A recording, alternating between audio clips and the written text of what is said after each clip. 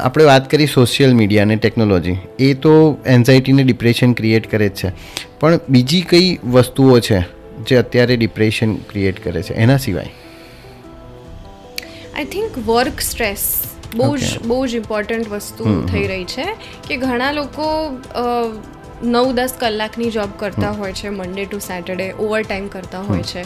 અને એમાં બિલકુલ જ એ લોકોને રેસ્ટ નથી મળતો હોતો. કોન્સ્ટન્ટલી ડેડલાઇન્સ હોય, બોસનું પ્રેશર હોય, કંઈ પણ હોય, તો એના લીધે એ લોકોની સ્લીપ ક્વોલિટી ખરાબ થતી હોય છે, ડાયટનું ધ્યાન નથી રખાતું હોતું, બર્નઆઉટ થતું હોય છે. બર્નઆઉટ એટલે કે એક પોઈન્ટ પછી તમે એટલું બધું મેન્ટલી ઇમોશનલી એક્ઝોસ્ટેડ ફીલ કરો.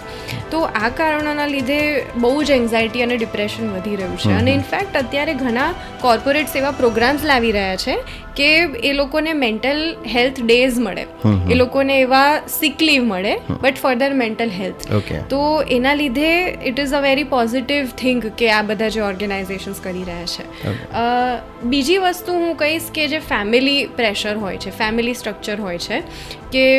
હું ઘણા મેરિડ કપલ્સને જોતી હોઉં છું, એ લોકોના બાળકો હોય છે, ઇનલોઝ હોય છે, તો બહુ બધી જગ્યાઓથી એમને બહુ જ પ્રેશર હોતું હોય છે, બહુ બધી રિસ્પોન્સિબિલિટી હોય છે કે કોઈકની અપેક્ષા, બધાની અલગ અલગ અપેક્ષા હોય, જિમ્મેદારીઓ હોય અલગ અલગ જાતની, એમાં ફાઇનાન્શિયલ બર્ડન હોય, એટલે આ બધી જ વસ્તુથી એ અલ્ટિમેટલી આખું બિલ્ડઅપ